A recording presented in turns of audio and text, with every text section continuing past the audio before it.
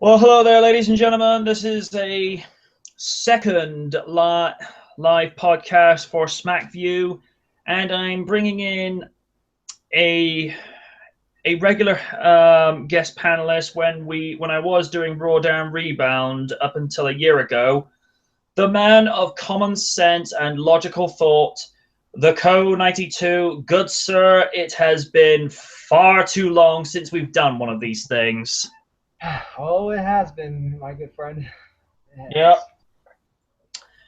And just to let people know, we're going to be running down the card for this year's Battleground, which, in all honesty, and this is a little something I want to get into in regards to that. What was wrong with Fully Loaded?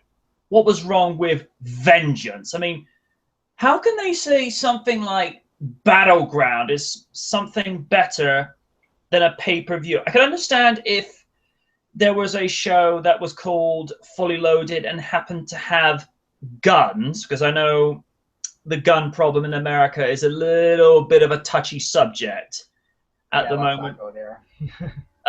But when they did the 2000 Fully Loaded, which was rumored supposed to have had Stone Cold showing up, even though he wasn't medically cleared, they said these dice are fully loaded. Now, to be fair, dice in regards to family entertainment, well, that could be for Snakes and Ladders, Monopoly, Mousetrap, anything of that nature. In regards to the way of pay-per-view names, where do you stand on it? Do you think that they could bring back some names like Backlash, Unforgiven, No Mercy, names that really resonate with the fans? Or do you think with the current product system that with the pay-per-view names they've got, they should stick with that? Well, to be fair, it's better than naming a pay-per-view out of a match. Oh, yes. Fatal 4-Way. Oh, God. Oh, yeah, I remember that. That was when the Nexus invaded the the second main event, which was the WWE title match, which, if I remember correctly, was Sheamus, Edge, Cena, and Jericho. I think you're right. Very Ted, it's been a while since I've seen that. It has a little bit. Well, if I happen to be wrong, there is the chat section to the right of the screen. Write in there what you think. If I happen to be wrong, and knowing me, it wouldn't be the first time either. Yeah. But anyway, we're procrastinating again. Now, let's get on to this week's SmackDown, and we start with the I have something to say shtick. Oh, boy. Yeah. Bray plays more mind games and says he is like a hammer and he'll tear down the monument that is Roman Reigns. He seems to have a problem with people cheering for Roman. I wonder if a simple hug could have prevented all this hating. He then talks about the master to an angry dog, and that when he raises his hand, that he will obey him. As creepy as this guy is, he's not the Undertaker. But then again, who is? Pretty much. I mean, Undertaker is Undertaker. Yeah. In terms of the way Bray Wyatt is as a character, do you think he's improved to such a degree that they should be doing something more with him? Because if you remember, in 2013 and 2014 respectively, he came in as this major monster creepy heel that was getting to go over people like Kane, Bryan, Cena, and various others to name. I'm surprised he didn't go after Randy Orton during the Undisputed title match at Rumble and Elimination Chamber respectively at the start of 2014, considering Orton basically called him out by name. Do you feel like he should be in a better position than where he is currently? Because at the moment, from my perspective at least, he's just cannon fodder. I do believe he deserves to be around the main event scene, with the likes of Dean Ambrose and Rollins and whatnot. Because we can say what we want about him, but what makes his character so unique is that he it's something so fresh and new that we haven't seen before, and he embraces that character so much to a point where a lot of people love it. So I think I know they're slowly building him back up towards like maybe the main event scene. And I know he'll eventually get there one day, but as of now, I think he'll get back there soon.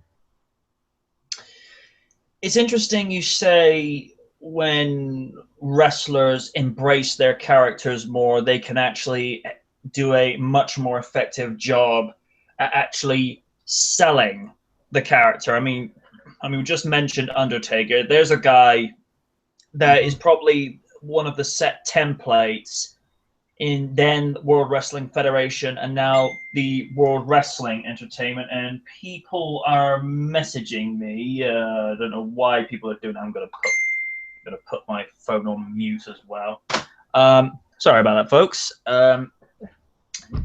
Like I say, with Undertaker, there's a guy that kind of studied how Jake the Snake Roberts was able to sell the psychology of a character, to actually get in the mind and the mannerisms of a character. Steve Austin was another guy that was able to sell because you look at a character like Austin, he was just an extension of Steve Williams was, who has since then legally changed his name to Steve Austin because it's a better marquee for him, and he's able to get movie roles a little bit better because, like, imagine like for movie role, Steve Williams is the stranger as opposed to Steve Austin. You see, people just hear Steve Austin and they think, "Oh yeah, I watched that guy. He was in WWE when it was better."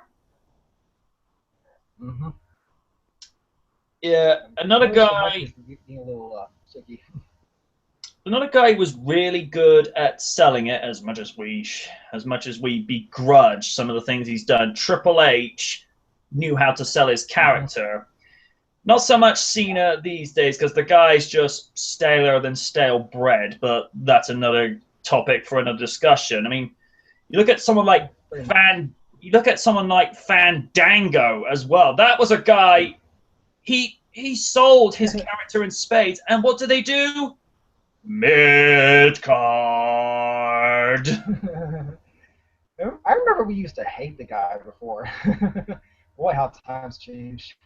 I think from the basic principle was when he first came in, it's like, I am not competing until you get my name right, and it was like, no. But it was because of that New Jersey crowd the Oh night after yeah. WrestleMania 29. It's like, yeah, I'm digging this. That was the night that the fans just did not care. When you've got um, during the Sheamus Orton match that, by the way, no one asked for, no one put a poll for, nobody tweeted for, to see which was trending, as random DCE went and put it. And all throughout the match, we hear chants of, Shawn Michaels, RVD, JBL, Michael Cole getting a chant of all things. And then during the, Yeah. I forget who Fandango was facing that night, you hear from the fans, and we're like, okay, Yeah. I'm digging this. And as you rightfully said in regards to Bray Wyatt, here's a guy who went to selling school 101, really knows how to sell the psychology of what some consider the swamp zombie, which I Yeah. suppose, as far as Bray's concerned at this point, would be accurate. He really should be in so many better places than just floating around on mid card, where this is a guy who still has not held a title, and Mhm. it's a travesty. Yeah. I'm gonna But be honest. I do think this feud with Roman Reigns could help. As I'm interested to see where this will go. Yeah. And to be fair, though, I think, I mean, what they're doing now with Roman Reigns, which seems to be making a lot more sense, they're trying to rebuild him back up steadily. I think Mhm. when some key players got injured last year, they didn't have, especially with Daniel Bryan. I mean, that was tragic, and history repeating itself once again. I think they didn't really have much choice but to try and rebuild him up slowly. And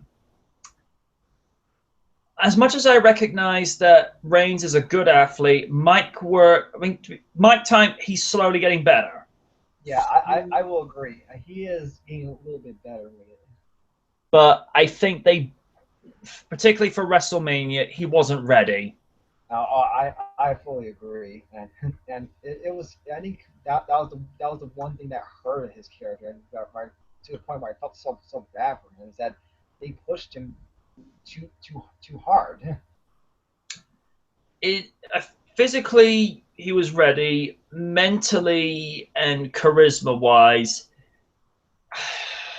There was just so many things missing from his repertoire, and I think they had Seth Rollins come out and cash in because, quite frankly, I just think people are like, you know what, we're not digging this, and then that whole Suplex City bitch started, which, I mean, to see Lesnar the night after WrestleMania actually breaking character and smiling, I thought, okay, he's digging this, which Yeah.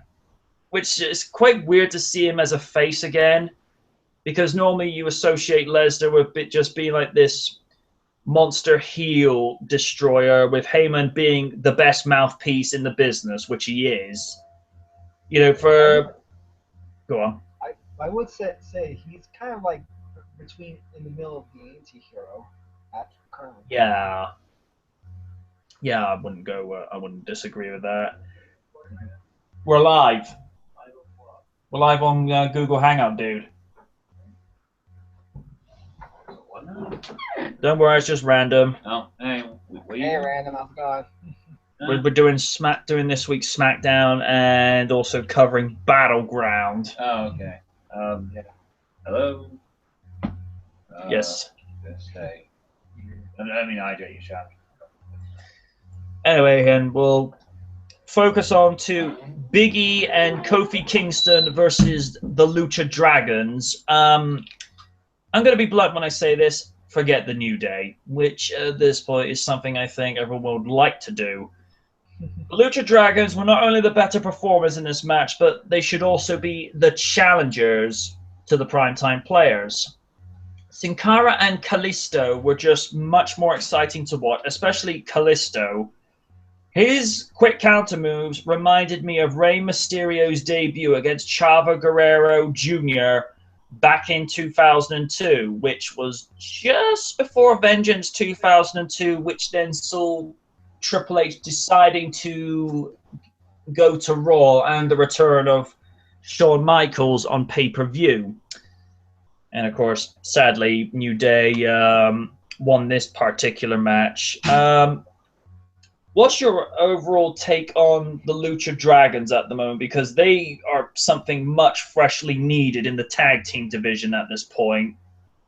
Exactly. I mean, I've seen them for NXT when they were the NXT Tag Team Champions, and they are a phenomenal pair. But and especially with of course Kalisto, who is, as we said, reminds us of a very young Rey Mysterio during back in the day of WCW. So I think including them in the tag team division is a sight to see, and I'm liking that they're now putting more emphasis on the tag team division, especially when we had the first ever tag team championship elimination chamber match. I'm going to be honest, I'm really surprised that didn't happen sooner, because Yeah, it was just. as we all know, because the elimination chamber, it's been known for some as for like main event matches, like for like the WWE Championship and the World Heavyweight Championship back then. Yeah. Um, so it's amazing to see that both the Intercontinental and Tag Team titles got a chance to be in that iconic match. To be honest, I don't know why they didn't have the tag titles or even a tag team match to speak of to be done in the Chamber, considering it's been done for so many years before with various WWE games since the inception of the Elimination Chamber. And it's hard to think it was 13 years ago, this Survivor Series, since that match has come into play. And, you know, of most things that are done brand new, the Heartbreak Kid wins them. Of course, like he does with every debut match. Yeah. The only one I think the only one he never won that he was a debut of was, I think, the first ever ladder match at WrestleMania 10. Even watching that back today, that was a... Yeah.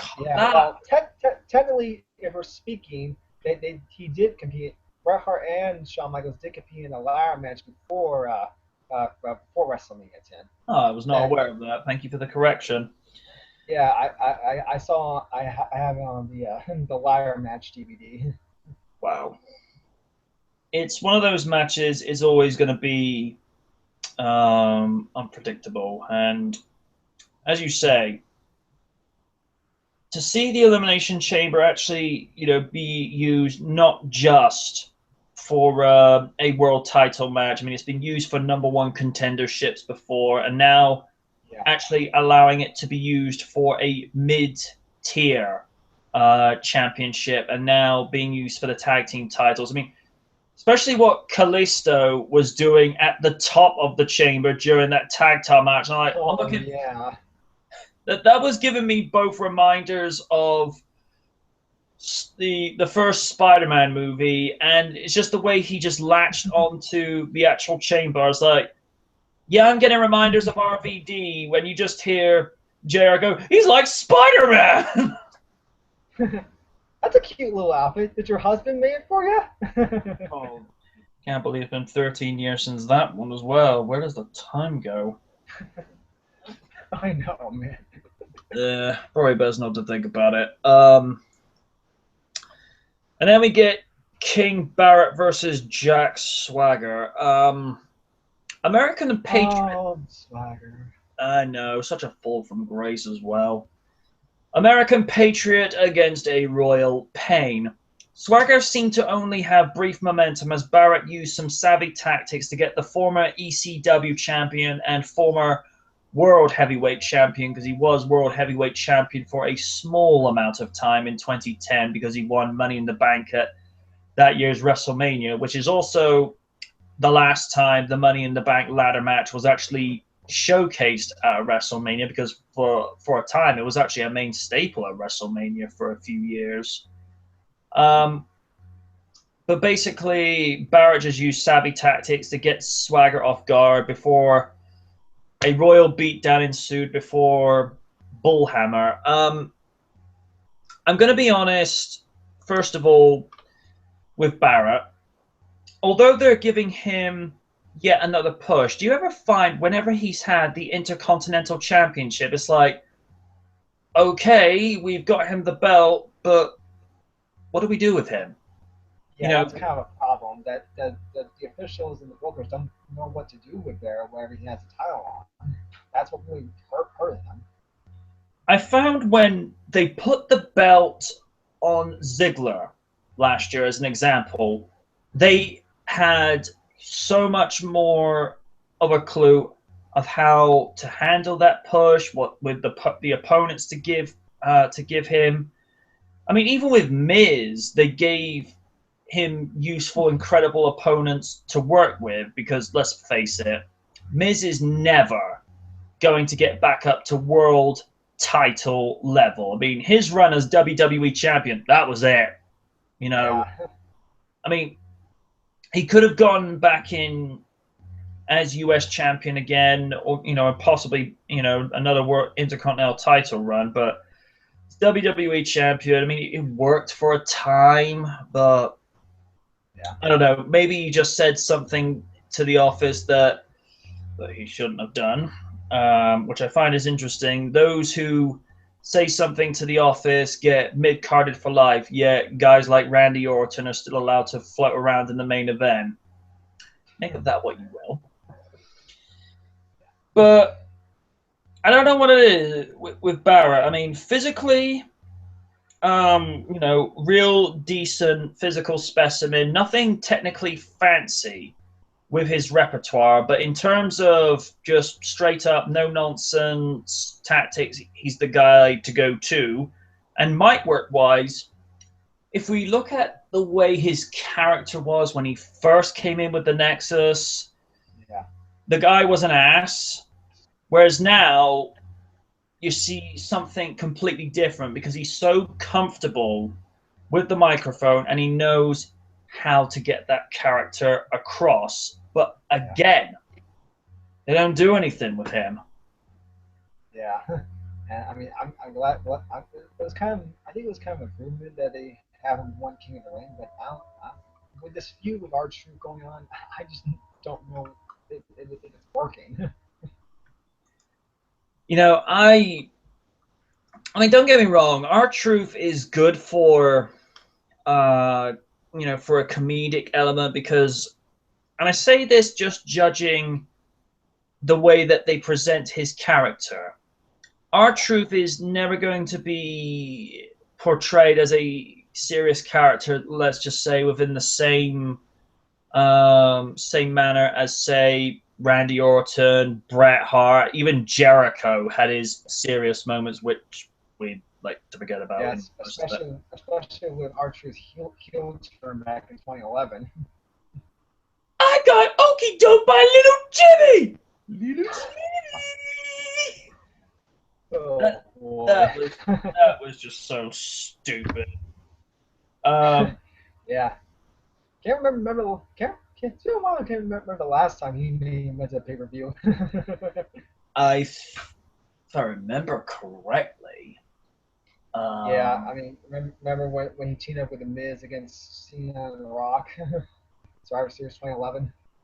That was probably it, and the only other time that he's had a WWE title shot was 2011's Capital Punishment against John Cena after the guy just lost the plot. After then, John Morrison beat him for his number one contenders spot, and then Morrison goes to Extreme Rules in that triple threat cage match with Cena and The Miz for the WWE title.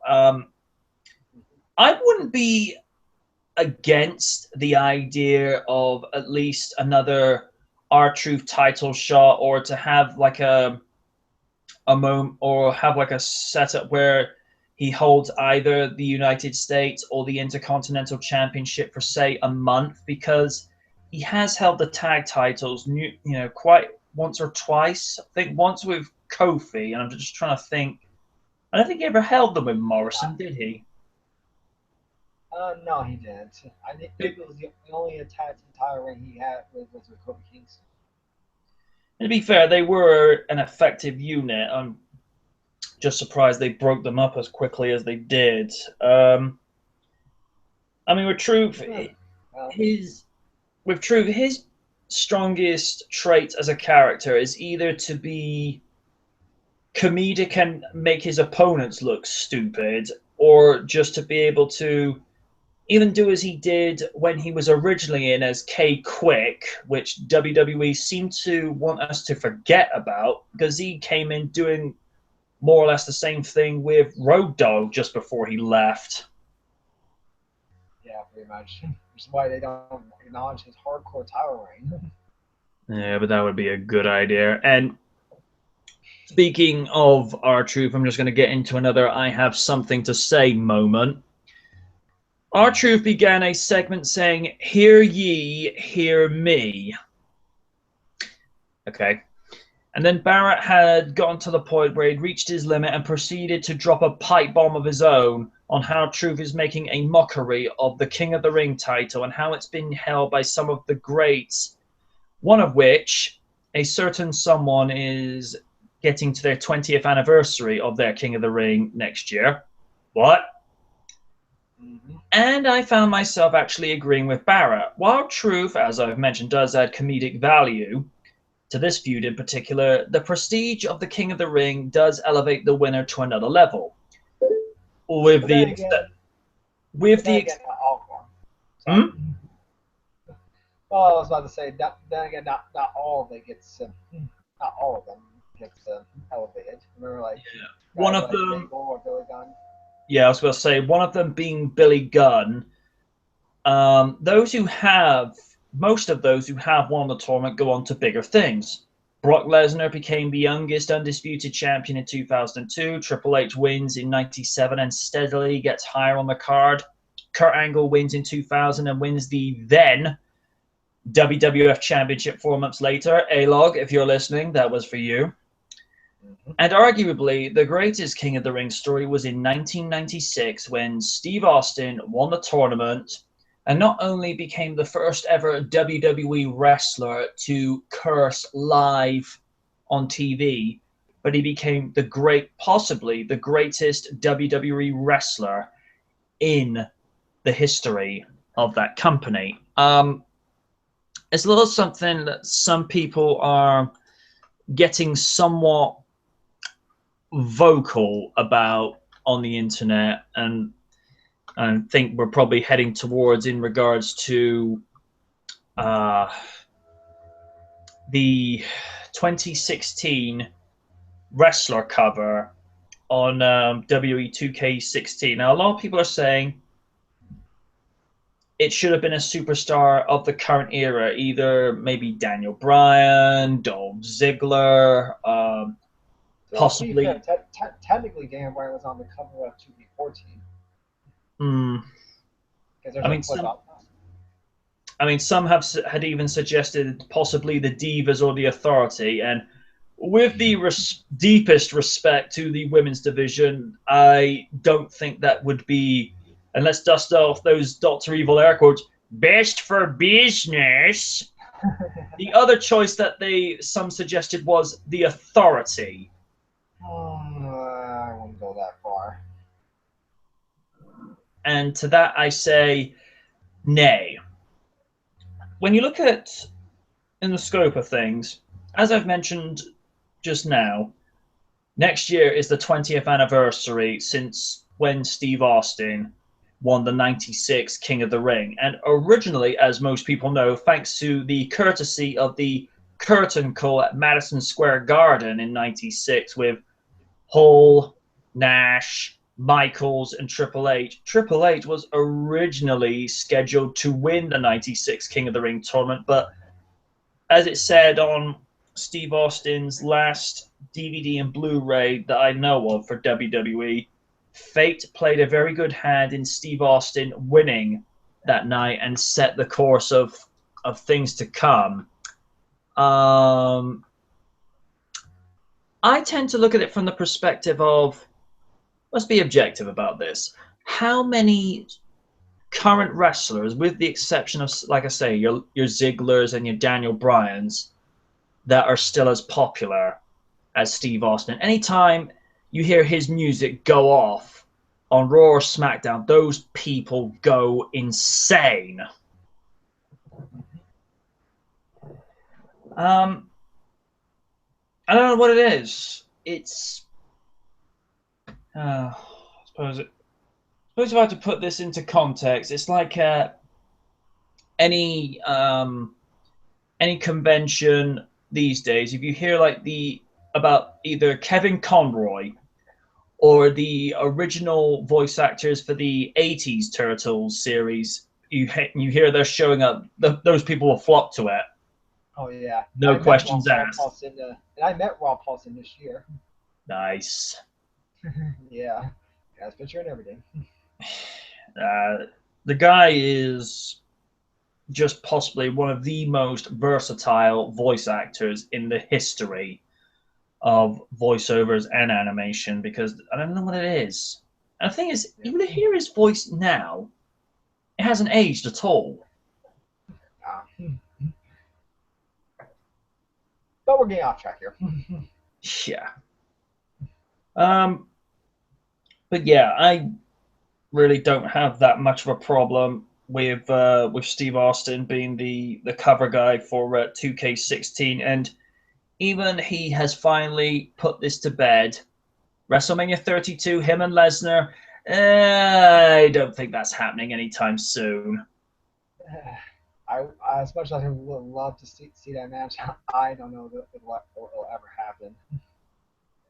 Well, let's look at it this way. I mean, yeah, on paper, it's a huge money making match because it's the match we would have got at King of the Ring, well, before King of the Ring 2002, but it Yeah. was to be, you know, like a no build up, nothing match, and Austin's like, you don't want to try and get a number out of this, make a couple of week build ups, like, that's not good business thinking, and I think he was on the money at that time. Don't agree with how Austin went about his business, but Yeah. that's another thing. And to be fair, what has Austin got left to prove, if we're thinking about it?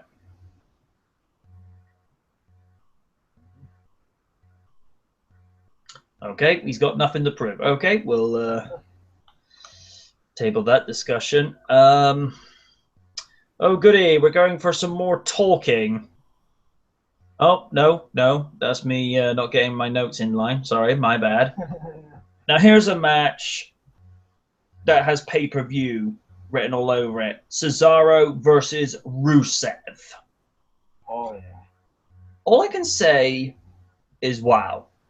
This had to be the best match of the night, and that front row went crazy when Cesaro not only hit the neutralizer on Rusev, but he picked up the 3. And I think that's probably the most face moment he's had since winning the Andre the Giant trophy last year at WrestleMania 30. This also has to be one of the best matches of the year so far, as these athletes brought out the best of each other. Probably more Cesaro, as that took a lot of effort to hit that finisher on the former United States champion. I want to get into the way that they're handling Cesaro at the moment. I mean, yeah, it was good that they gave him a tag team championship run with Tyson Kidd, which I must add ended a little prematurely because I thought they were really getting somewhere with those two as a tag team. But do you feel like they've kind of mishandled Cesaro since he was made to drop the United States title 2 years ago? Because I really felt they were going somewhere with him, and then he starts floating around in obscurity. Pretty much, especially since with McMahon thinking that he doesn't have charisma. But and when all of a sudden, this is a guy who is very underrated at this moment, and I think right now I'm glad they're actually including him into the U.S. title scene with Cena and Kevin Owens at the moment. And I could see a possible feud between Owens and Cesaro down the line when Owens wins that U.S. title this Sunday. That's gonna be one of my predictions.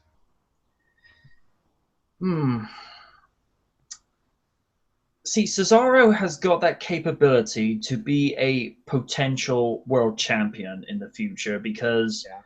you know, I appreciate, I always welcome differing opinions because that's how we get diversity. But I think McMahon is wrong about Cesaro. Even Steve Austin has basically said, well, I'm not saying you're wrong, about your opinion, but I think the man has the potential to be a decent face for the company. I mean, even when he came in with Oksana and and took the US title off of Santino, the guy had a very cocky but somewhat charming heel persona by doing the his explanation in 5 different languages, which I'm going to be honest, I don't think that had been done in the company before. And say that he's got no charisma, it's like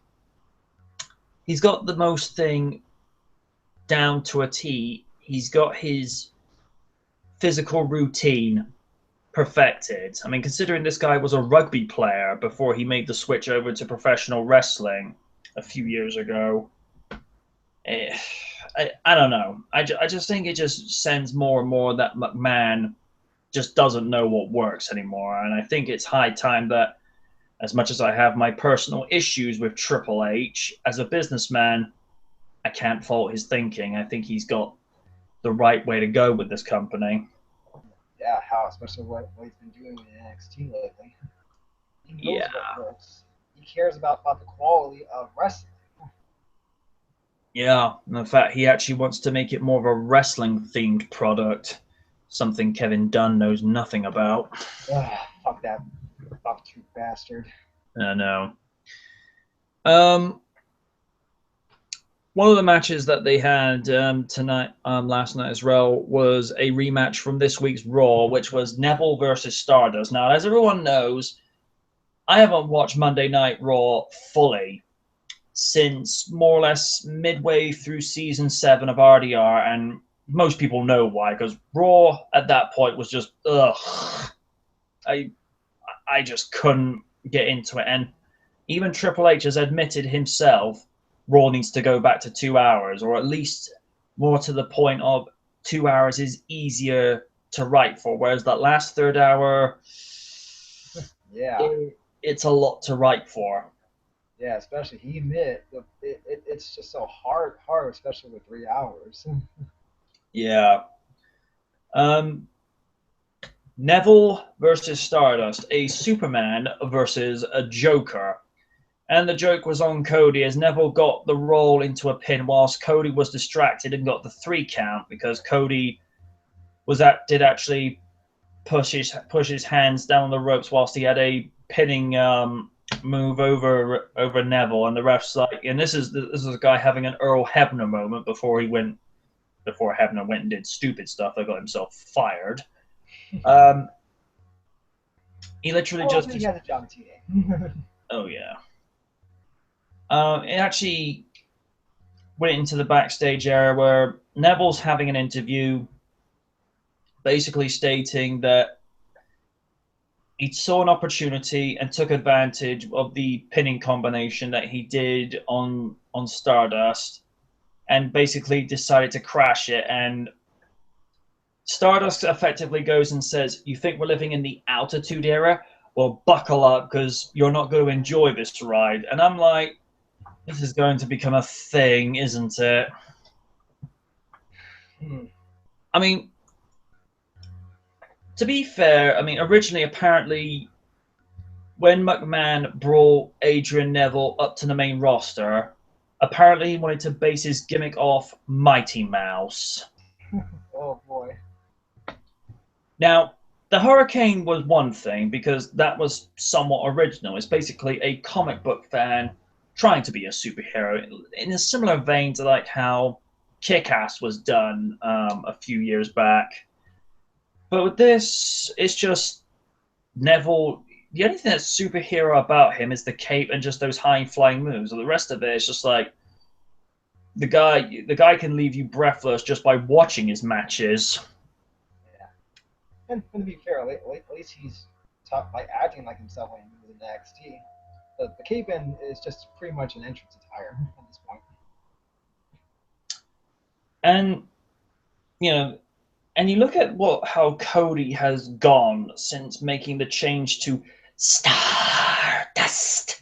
It's like you get the impression he's learned from the selling angle as his elder brother Gold does, because you look at what Cody does as Stardust and you're like, okay, Cody, whatever you're taking, stop it. Just stop it. Because I think JR said it the best. That man is pet coon goofy. Because you see how he sells the Stardust character. It's like, oh yeah, he's enjoying this way too much. That's what we always said about the same thing about Bray Wyatt. He's the type True. of guy that embraces his character. I mean, he did the same thing when he was dashing Cody Rhodes. Less we say about that, the better. or even I'm Cody the Bland, Phantom of the Opera Roads. I mean, that man. Facial corrective surgery just because of a 619. I'm like, I looked at that, I'm like, really? It's one of those situations where I'm looking, thinking, if you had been in the dumpster tag team match with Cactus Jack, Chainsaw Charlie, and the Outlaws from Mania 14, and you landed face first on the dumpster, then I'd say, okay, some grounds to actually say have corrective surgery for story purposes. But a 619, please, people have been hit with far worse than that. Especially the amount of steel chair shots that Mick Foley took from The Rock in '99. Oh, that was brutal. But well, so speaking of Goldust, where's he gone? He's pretty much. I heard they're not doing much for him at this point. Pity, because he was really starting to get into a zone again, and I find it annoying with how they handle Goldust these days. They come and bring him in for something really high profile, and then he disappears for a year or two. Well, I think it's pretty much what they're doing with the veterans. They just used him to elevate young talent. Yeah. Speaking of new talent, we have another talking segment in the back. Joy. While I'm digging the hostile taker of the women's division in the WWE, I don't think JoJo deserved the negative feedback from the Naomi trifecta, since there's no particular name for that trio at the moment. I do agree that the women's division needed a major shake-up. Indeed. Because let's face it, Bella League running the division is effectively killing the ratings. I mean, I will be first up to admit, honestly, I will not take away anything from the Bellas. They're beautiful women, and athletically, they're okay. But they're not wrestlers. Alicia Fox, definitely a little bit more, because best I can tell, she's stayed within the WWE from when she first came in with Triple H interrupting Edge and Vicky Guerrero's wedding. I remember that. Which was hilarious. I know. Even my mom loved it. I like how he just comes out and says, right, Edge, just to put your mind at ease, no, I have not come out to say that I've actually married Vicky Guerrero. And even he was thinking, like, you know, thank the good Lord. Triple H crashing weddings. I know. I mean, I was watching a clip from the Edge and Lita wedding from 2005, and I said on Twitter, a wedding in WWE is being crashed and Triple H is nowhere to be seen. Oh dear. Losing my train of thought. I mean, with the way the women's division is, like I say, Alicia Fox has been in the company since 2008, and all right, she was a little bit green, a little bit uncoordinated at first, but as time has gone on, she's gotten much, much better, to such a point now where she's never going to be in Trish's league. She might get there slightly with Lita, but as far as someone like Mickie James is concerned, or AJ Lee, she can hang with them now, because she's gone to such a point now where she knows what she's doing in the ring, and character-wise, she's just managed to get herself to such a point where you actually think, even when you're a heel, I like you. You know, you're quirky, you're eccentric, and I like it when she was doing the Rihanna thing with her hair at one point, when she had it all dyed red. I don't know why, that just worked for her, and she's the only one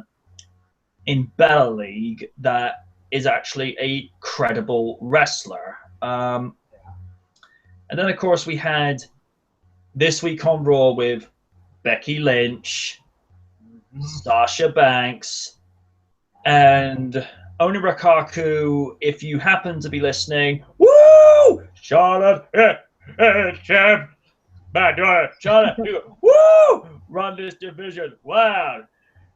Where's my barkeep? Yeah, no one wants to pay. No one wants to. No, Random's gone to sleep. Oh, okay. But the women's division needed a drastic shake-up in WWE because in the last couple of years, let's not kid ourselves, Caitlyn and AJ Lee were the only women that made us pay attention to that division. And since Caitlyn moving on because creative didn't have anything useful for her, and AJ retiring, and we know why, because she didn't want to be involved in a situation where the WWE doctor is still trying to sue CM Punk for the comments he made on Colt Cabana's Art of Wrestling. I'm not going to give any comments on that, but the general consensus I hear about that doctor is nobody thinks too highly of him. And at the moment, before the NXT takeover came into effect, the only three divas, excuse me, that were worth watching, because they don't do anything with Natalia. She's just a side attraction now for all intents and purposes. But it was Paige, because I know you like some gothic hotness, and and Naomi were the only ones worth watching in that division. Now all of a sudden, woo, new women to come in, and I've never actually gotten your thoughts on the direction change that they gave Naomi, because originally the heel turn was supposed to be originally for AJ before she decided to come out of nowhere and retired. Come out of nowhere. I'm surprised you didn't RKO with that announcement. What's your thoughts on the direction change not with Naomi in not only attitude, ring work, and the ring attire that they've given her? Well, I think it's been a long time. I think it's been a while since she needed a change. Ever since the break, ever since she broke up with Cameron. So as of now, I'm liking what they're doing with her at the moment. She's not much of doing a heelish type of character. She's more of like an anti-hero. Like she's speaking out to what is pretty much wrong with the current Divas division at this moment. And she wants that change. Pretty much the same thing with Tamina and Paige have been speaking about. The kind of thing that she has said in her promos and just the way that you see her compete in the ring, you kind of get the impression that it's part script that she's given, but it's part breaking kayfabe, because you can see in her eyes that she was fed up with playing second fiddle to everybody else that was given the Divas title, and she just basically says, "No, I work my fingers to the bone, just like everybody else that has held that belt. I am more than good enough to carry this division on my back. Why shouldn't I be given a fair spot? Oh, that's right, because I'm not dating John Cena." Because let's face it, in any other scenario or situation, how else would Nikki Bella be Divas champion at this time? And let's be fair here. I think Vince McMahon wants Nikki Bella to break AJ Lee's record. It's pretty much the obvious answer.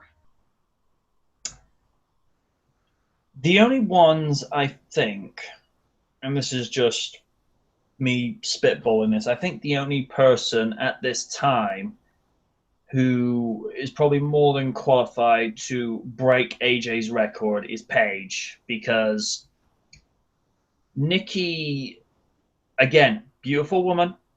I'm not going to discredit her for that. Possible Playboy model as well, because let's face it, she's not the right girl to lead the women's division because, one, this girl is as uncoordinated as Kelly Kelly. I can't believe those words left my mouth. She can't do promos. I mean, oh, let's get into promos and acting. Oh yeah. The feud from last summer between her and Britt. Oh God, that was just especially with some of those awful lines ever that I just don't want to repeat. I mean, there's a reason why some women and wrestlers in that company, when they're given less material to work with, it's not to say that they can't deliver anything. It's just that with some people, less is more. Case in point, this is why Paul Heyman speaks for Brock Lesnar, because as we know with Brock Lesnar, you hand in the mic, the audience is going, and you can't see us, but I'm waving my hand, no, no, no. Or yes, this is why he's better at taped interviews. Yeah, and I think with Nikki, with Brie doesn't really do that much talking, and when she does speak, she just keeps it short and to the point. And the thing, a lot of things I notice with Brie is she's kind of still douchey as a heel, but when you compare to how she is with Nikki, you kind of look at her and think, I don't hate you so much. Nikki, ugh. Yeah. But the other problem is they don't have women who can act properly. Trish, provided it was with comedy, could act. Lita, her acting was what she did in the ring. You know, Mickie James, good actress in the ring. AJ, why did she have to leave? Like seriously, she was the only woman that was really making me care about that division. But yeah,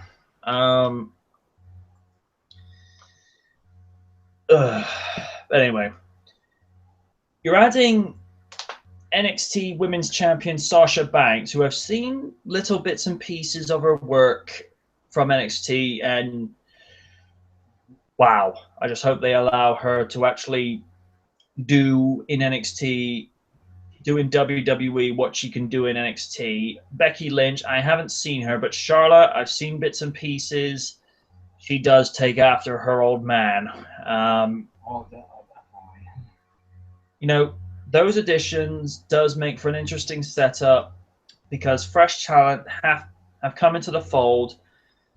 Now, if the Bellas could just leave, that would be all peachy, and that's my own personal bias coming into effect. But I think anybody who appreciates good women's wrestling, I know there's going to be some out there that just watch the women for the eye candy, and that's fine. But I watch a wrestling show to see wrestling, and I think if the Bellas just stepped aside, we'd all be going,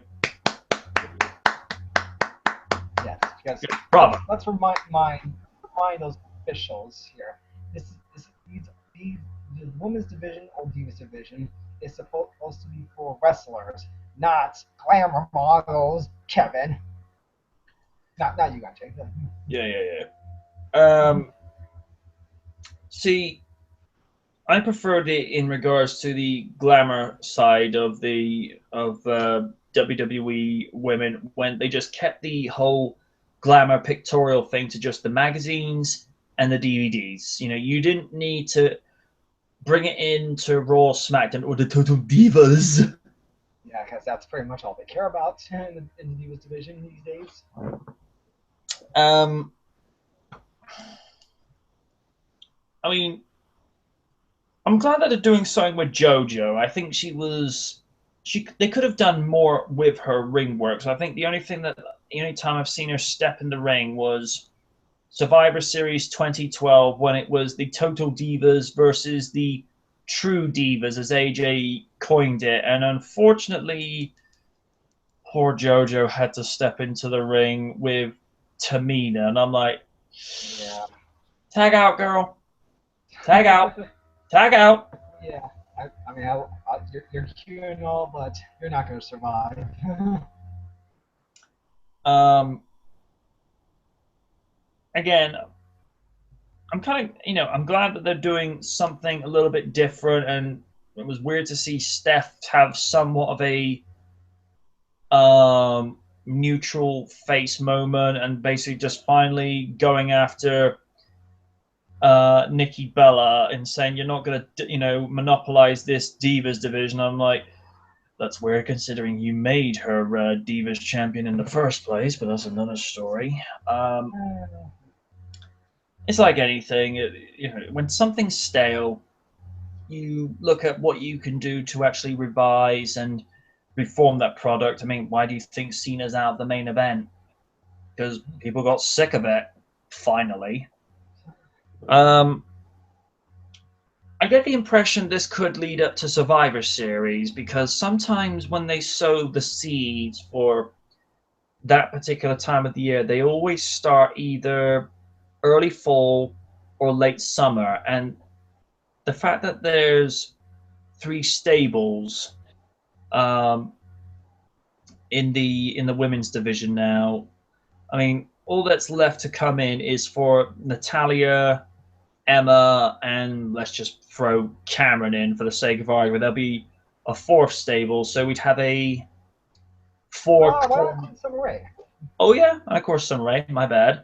So then we'd have, like at Survivor Series, a first ever 4 corners elimination. So that'd be a 12 women's elimination match, which I'd be all up for.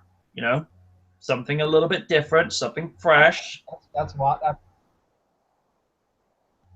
But then again, that's a good That's idea. why I've been thinking about this. Yeah, I'd be inclined to see that.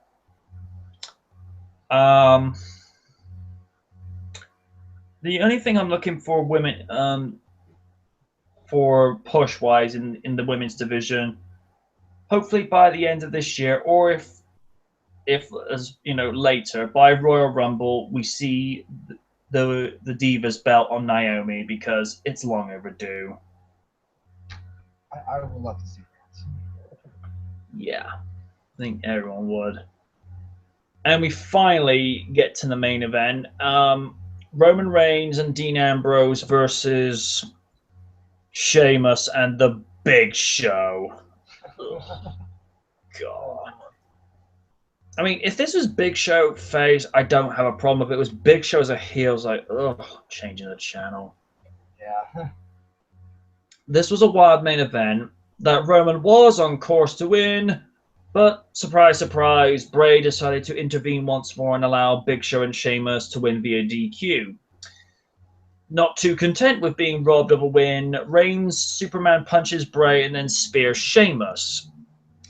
I'll simply conclude my SmackDown report. Excuse me, getting my words muddled up there a bit.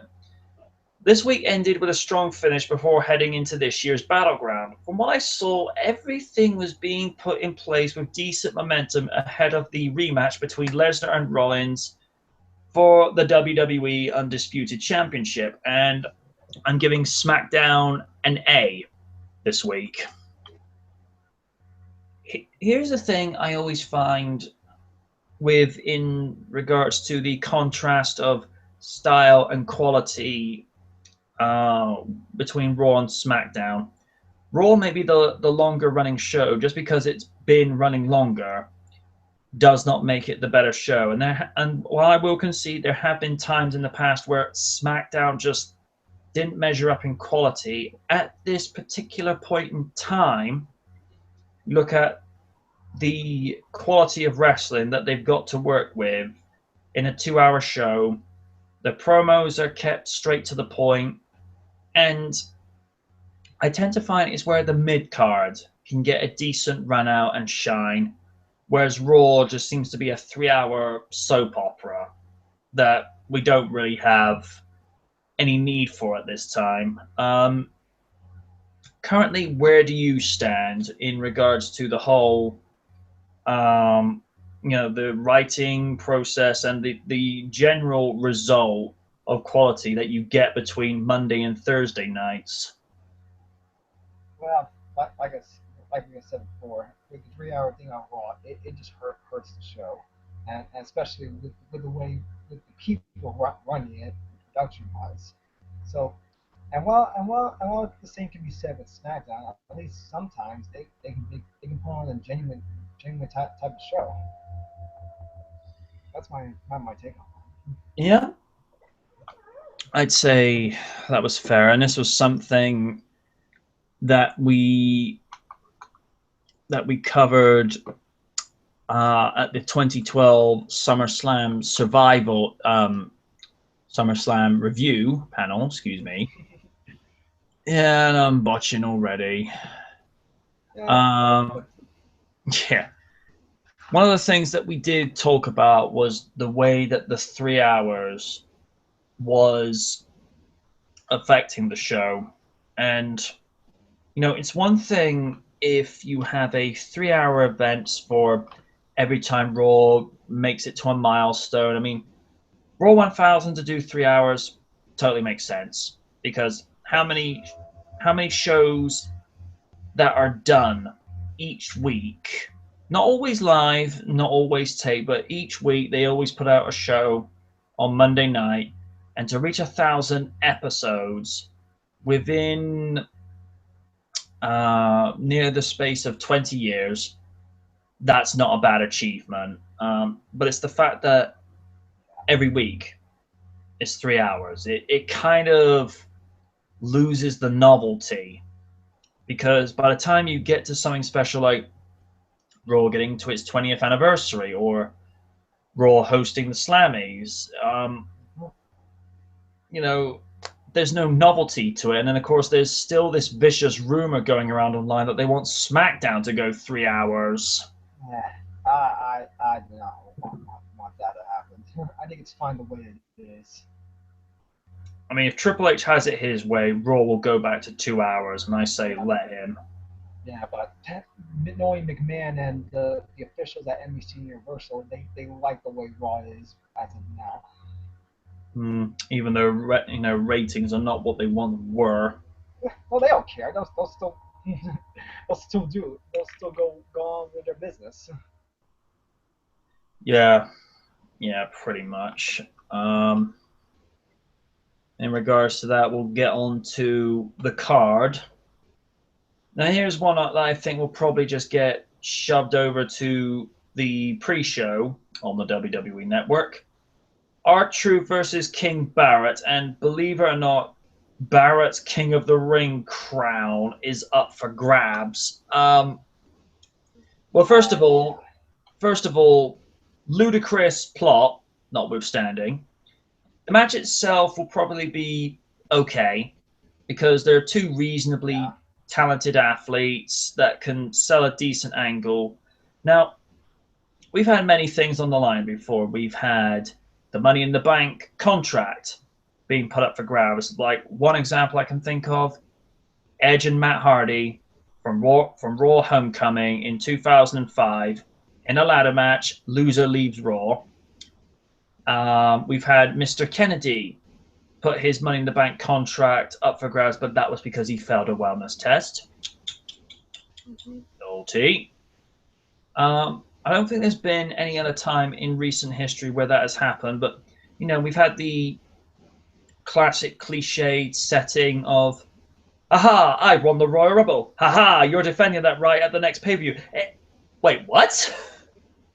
I never got that. It's like, you win the Royal Rumble, you got automatic, ticket to WrestleMania, and someone comes along and says, yeah, that right to WrestleMania, you're going to defend it next month. I'm like, no. But we're now having a King of the Ring crown defended. This is almost as ludicrous as Santina Morella's Ms. WrestleMania title being defended against Vicky Guerrero. Oh God! Oh boy, I can't see R-Truth winning this because. But then again, if Wade Barrett wins, what does it do for him push-wise? You know? It doesn't really elevate him. I mean, this is a guy who's a former 5-time Intercontinental Champion, but each time he's got the belt, they don't do anything with him. I'm just wondering, what does it do for either of them? Pretty much. And that's pretty much how what I'm going to say with my predictions. I mean, there's just no meaning to it, regardless of who wins it. So, for me, I'm probably gonna say Barrett to win, but I don't know. Well, there's pretty much what much can you do in them after this? I don't know. Cause and believe me, I like Barrett. He is he's a pretty good talented mid Carter, and but they really need to do something for him now that he's in the ring. Yeah, I'd agree with that because again, real decent talent there, but you know he's just tossed to the wind. Roman Reigns versus Bray Wyatt. These are very contrasting styles, not only in ring work, but in terms of character, psychology, and whatnot. It's difficult because, on the one hand, Roman Reigns really needs to start clawing his way back up again, which does seem to be the way that they're trying to handle this at the moment. But at the same token, they've had Wyatt wallowing around in obscurity for more than long enough. I mean, as you kind of mentioned earlier, can you imagine what it would actually do for that company if he actually was to win, say, either the United States title or if he actually won the world title? You know, think of what shock that would actually and buzz that would create for the company. Because he did seem to be heading in that direction when he was in the Money in the Bank ladder match for the Undisputed title. But no, lol, Cena wins. But then again, I guess we already knew it thanks to the little preview poster of Lesnar and Cena at SummerSlam. If I'm going to pick someone, I'm going to have to honestly say Wyatt to go over because, again, he's overdue another push. And this is a guy that, you know, is really trying to really, you know, get back up there and, you know, restore some relevance. But again, like with Barrett, they don't do anything with him. That's your cue. Oh. Well, anyways, well for me, I'm actually gonna go for Wyatt with this one, and I'm really, like I said before, I'm interested to see where this will go, and I think regardless of who wins, it will bring both of them very well for them, and I'm hoping for this one, for this match, Wyatt will win this one, and which will lead to Reigns beating him in the fall for SummerSlam and the following week. So, I guess that's what they're going to go for. It would make more sense for Reigns to actually pick up a win at SummerSlam because, while on the one hand, a win is a win, no matter which way you look at it. But if you get told, "Oh, you're going to go over at SummerSlam," it's like, "Hello, I like this." Yeah. Alrighty then. Randy Orton versus Sheamus. Funny how we were talking about that before. Mulligan. I'm gonna have to just say Mulligan because there's really no point about disputing anymore.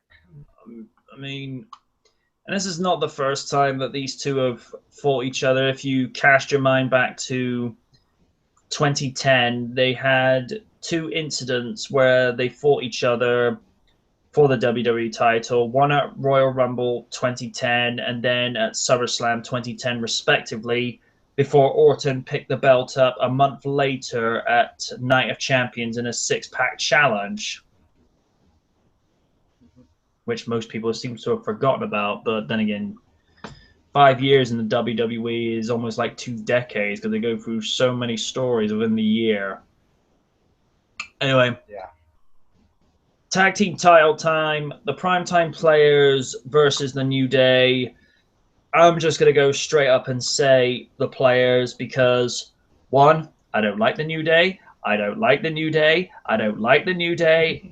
And the players had been overdue this run as tag team champions because when you think about when they came in 2012 after finally being brought up to NXT, yeah, their gimmick was a bit trying to begin with, but since they've reformed and been a face tag team, it works.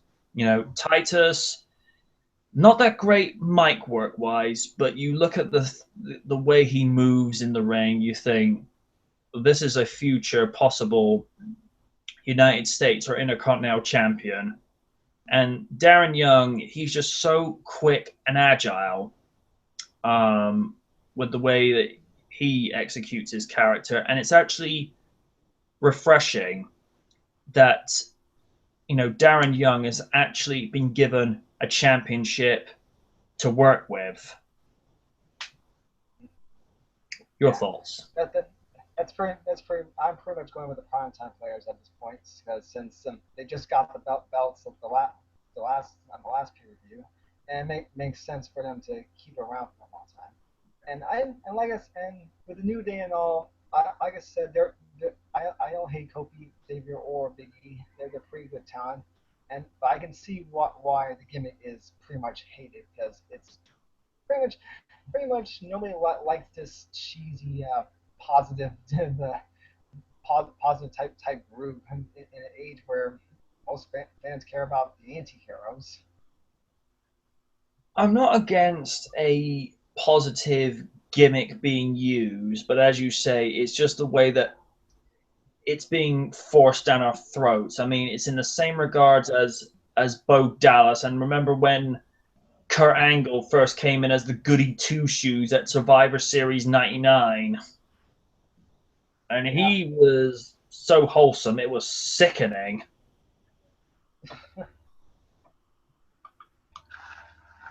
I know.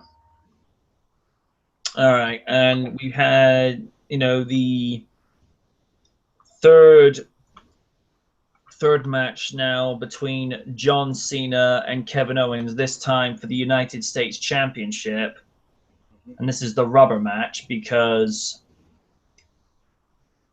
Owens gets the first win. Fair enough. And Cena left the ring to him, you know, class act. Cena made it one apiece at Money in the Bank, but I don't know.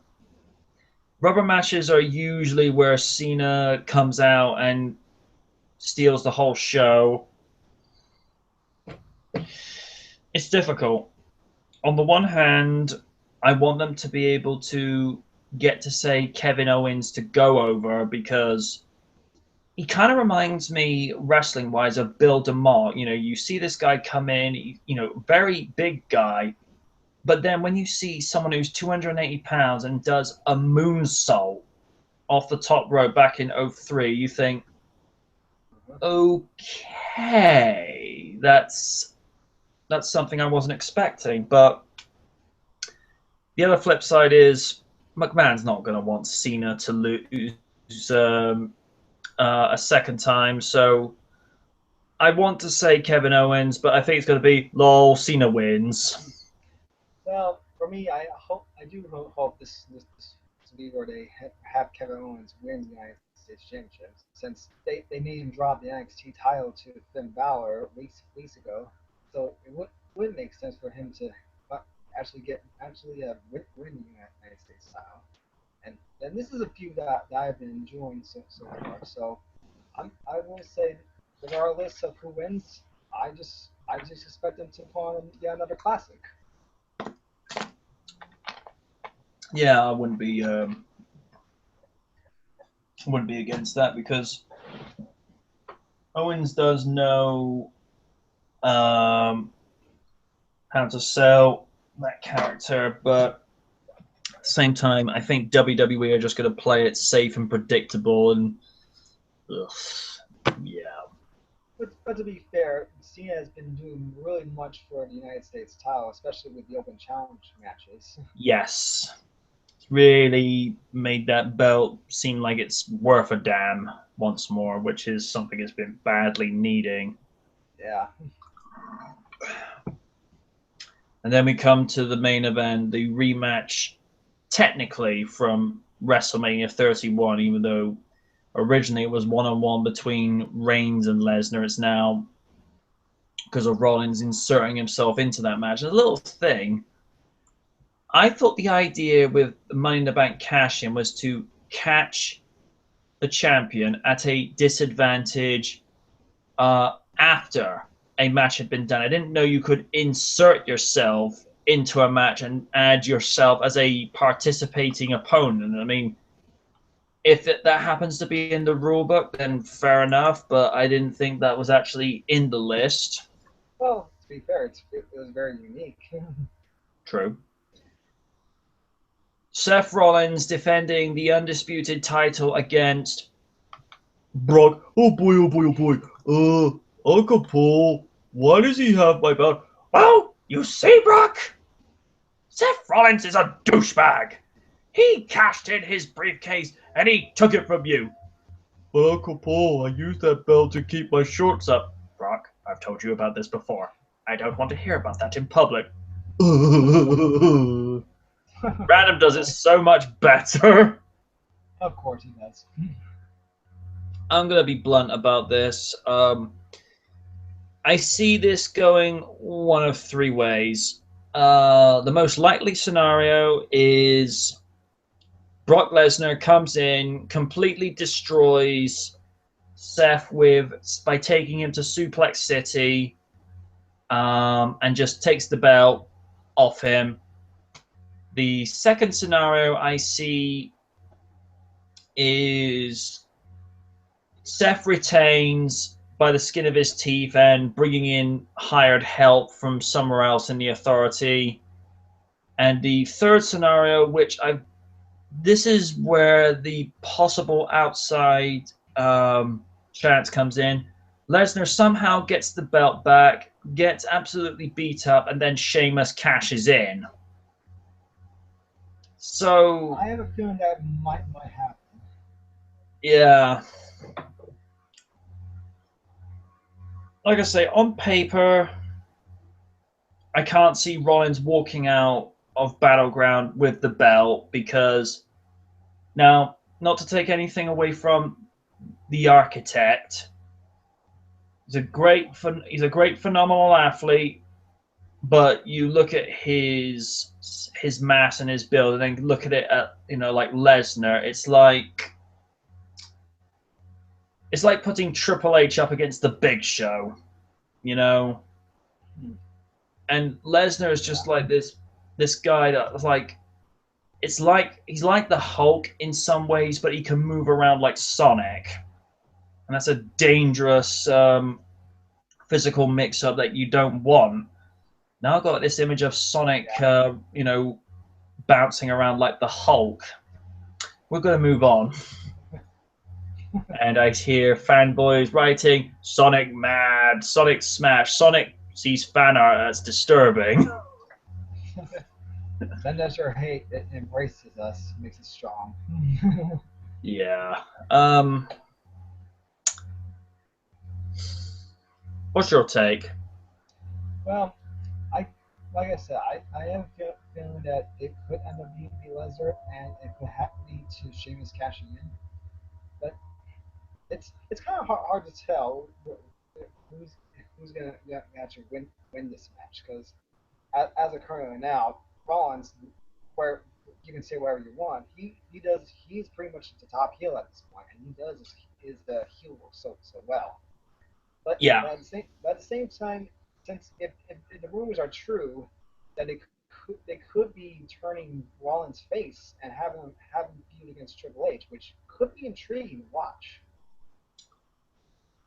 Which could then have a possible um, reuniting of the Shield, if considering that would make all three of them face again, but then there would be the issue of Ambrose and Reigns being like, yeah, we can see you've turned good guy, but come on now, who you fooling?